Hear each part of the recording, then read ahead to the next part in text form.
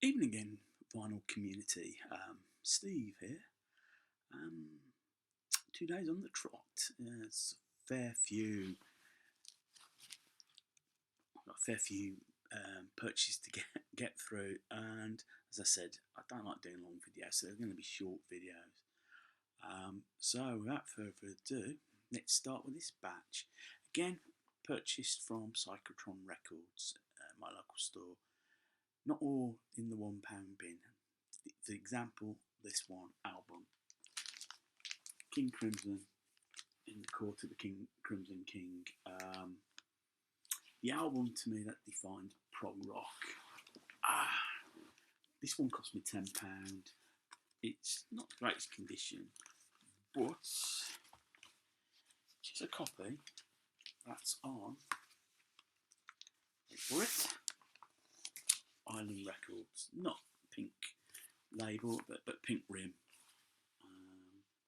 So yeah, I'm really pleased to get this. Well worth the tenner that I spent, and it's one of those defining. There's certain albums that define a genre, and this defines prog. Like the first Black Sabbath album defines Black Sabbath. It defines heavy metal. Sorry, Black Sabbath and heavy metal. I think this does prog. It's a must-have in any serious music collection, and I don't think it gets any better in prog terms than that. Next up, I'm going to come through a couple of live albums. The first one is Santana's Moonflower. Now, Pete at Psychotron said this was a good album. It's not all strictly live. It's a mixture of live and studio tracks. The studio tracks is their version of She's Not There, which was a hit single for Santana in the UK. But you got your mixture of live, and it is a good album actually. It's the first Santana record I've got in the collection. I can't remember actually ever hearing this before, so I was quite pleased to have this. At least discover something new. Excellent record. We'll certainly look out hunt out for more Santana if when it comes around. Another live album, Simon and Garfunkel live in Central Park, 1981, I believe, September the 19th, 1981. We've just gone past the 35th anniversary of the concert. It was a free concert.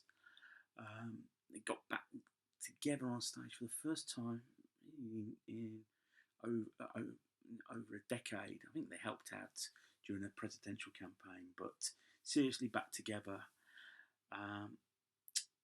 This track, and it's not sounding, it sounded great on this. I remember watching a video of this on the television, a few months after the concert, and I was impressed. It was probably the first time I'd really seriously listened to any Simon and Garfunkel, apart from Bridge Over Troubled Water. I mean, the concert itself mixes the duo's tracks as well as put some Paul Simon's solo material. I don't think that diminishes from it. It's a great live album. I think sense that the crowd wanted to be there, and just to enjoy the music. It's a fraught relationship, Simon and Garfunkel. I don't think they're speaking to each other at the moment, but you never know. You never know. They are old friends, and friendships do go through fraught period. Excuse me. The watch is telling me I've got to breathe. I'll put that on pause at the moment. Next up, compilation post Susie and the Banshees. I had this on cassette years ago. Loved Susie and the Banshees. I loved the early stuff, and this is all the singles. Hong Kong Garden, Staircase Mystery, Playground Twist, Happy House, Christine Israel, Spellbound, and my personal favourite, which is the last track on the album, is Arabian Nights. Susie Sue, an icon of the punk movements, but much more to that. think an icon in women in music, a strong woman in music. I think she broke, in a way, broke the mould a little bit.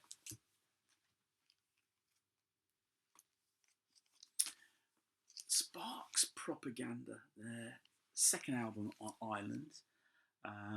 It came out on the flash of Kimono My House, which I've shown to you on an earlier video. And they just took it further. Again on Ireland. I love Sparks. I think they're so inventive as a duo. And I think it's worth. They're just absolutely brilliant. I think great. It is a great album. Probably not as good as Came Out of My House, I have to say, but still a great album. Worth checking out. Sparks. Trying to get it the right way around. Sparks Propaganda. Squeeze debut album. This is an actual reissue, not the original edition. This is produced by John Cale. It's got "Take Me I'm Yours," which is the debut single, which broke the band initially in the UK. It's not their greatest album. I think it's maybe John Cale probably was not the person to produce the album. I think the two styles sort of clashed. Cale being a bit more avant-garde. Essentially, it's good to say it's a pub rock band, Squeeze, at that point.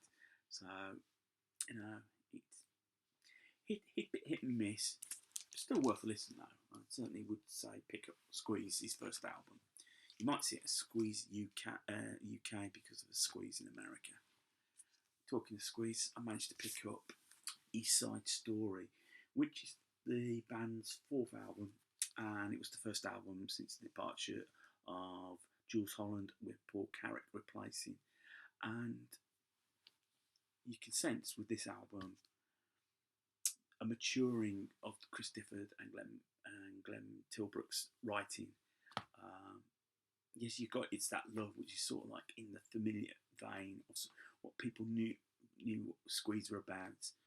But I think when you hear something like Tempted or Labelled with Love and Vanity Fair, which is the best track on the album, you could sense that maturing. Unfortunately, I don't think at the time it took the fan base with it. It took some of them, but not all of them. And probably this led to the initial split in 1982, which is the year after this album came out. Moving on to another band of the punk era, and got tied in with it, but I never really ever considered the Stranglers as punk. They came from a pub rock base, originally known as the Guildford Stranglers.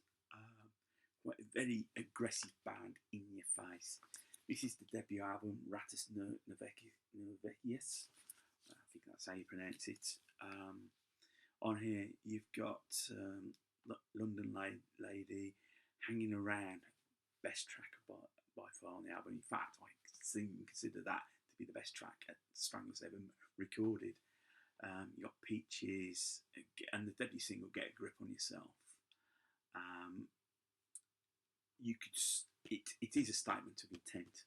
This album is very much in your face, and this is a band that's announcing itself and kicking the door down. And yes, it's a great album actually. It is a great album, and I can see why it got labelled in with the punk.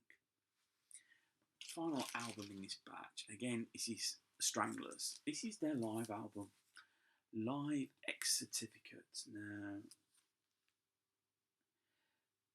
came out in 1979, I believe. And it got here on the cover, Stranglers in live nude woman horror shock.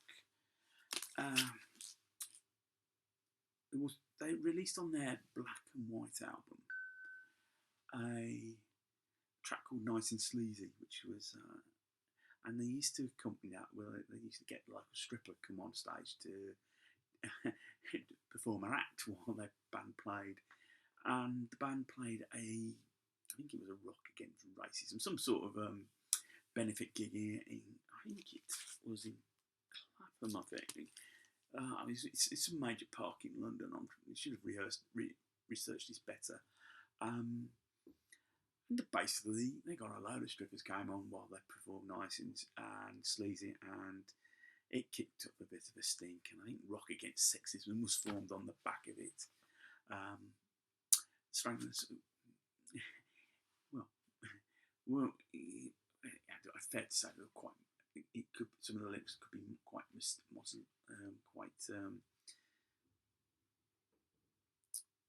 forgotten the word I was going to use there. Quite not anti-women, but sort of put them down a little bit. However, back to the live album. You could tell that Hugh Court was a bit confrontational with the audience. He didn't obviously caught him with the punk thing. They got the spitting, which he didn't appreciate, and very much sort of like sneering at the audience a little bit. As live albums go, this isn't one of the best, to be honest, but it's good. Favourite tracks on here. Again, I've got like Hanging Around,